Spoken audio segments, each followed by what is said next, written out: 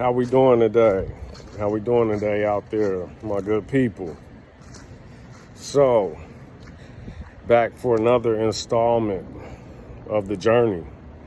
I believe this is video number 3. And I want to carry on and piggyback off what I said off the last video about how I started in 2004. And like I said on the last one, that very last day of training, I thought I was getting fired because of coming in late. Well, obviously I didn't. Went on, started Monday on night shift at 2:30 in the afternoon. But what I want to speak about is in training, they kept talking about how we were one of the last classes. Well, this was a good class. They kept telling us this was a good class. And, you guys are going into something good. And they kept stressing that you won't become a number, that you won't be a number. You will actually be a person. Let me say that again. They kept saying that you will never, I believe they used that term, never become a number. You will always be a person, as a member of the UAW and an employee of General Motors. This came from union reps because they had union reps in there for training.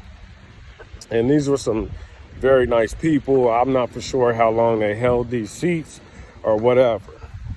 But I do want to say this, and I will go on as the videos progress to let you know how we got to that point. But in 2008, we became numbers. In 2004, I was a person. And in 2008, I became employee 917150731. I will tell you that again. In 2008, I became employee 917150731. Now, if you heard me at the beginning of this video, like I said, these union reps said that you will never become a number. You will still be a person that walks through these doors and build a quality product. And that's what I stood on, especially with my father doing 30 years and giving me so much information on being a General Motors employee and a UAW member. And like I said, I started at Local 31, which was in Kansas City, Kansas. And I loved my job. I loved walking in there when I first started. It wasn't nothing like it. I came from a job to where I didn't feel that they really cared about you. And when I started General Motors and I became a UAW member, I felt like it was family. And back then it was more like family because in order to walk through that door, you had to get a referral. And then it took me 6 months to get in that door because I had a phone interview. And after the phone interview, you still got funneled through the system. And then if you got a call back after the phone interview, you got to come in and do an interview, a hands-on interview inside the building, to where you had paperwork that showed you how to do a certain task, and at the end you would initial, or I believe you may have signed it, but you would do that after you got the task done. And then come to find out that in my class, I finished in the top 10 of my class with the hands-on interview tasks that we had to do. I finished in the top 10. I found that out through the grapevine. But,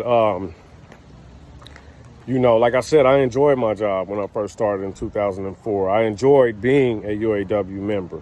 Now, I was not the one to go to union meetings every month. but I did keep myself informed on what was going on the UAW side, also on the General Motors side. And I want to tell people out here that are looking at this that might not be union members or might not work in a factory, but I'm going to tell you this, there's a combination of stress in there. And there's first, it's mental, and it's also physical. Mental and physical on you. But I just wanted to give y'all a little something today. And like I said, I'll be calling this will be called The Journey. These videos that I'm doing for you now, I'll be calling this The Journey, because that's what it was. It was an experience. It was an adventure, working there for General Motors and being a UAW member. And I will be back with y'all with another video very soon. Hopefully you all are enjoying the content that I am giving you, and you all go out and enjoy this weekend, enjoy this day, enjoy this weekend, and all positive vibes for you, and enjoy your week coming. All right, peace.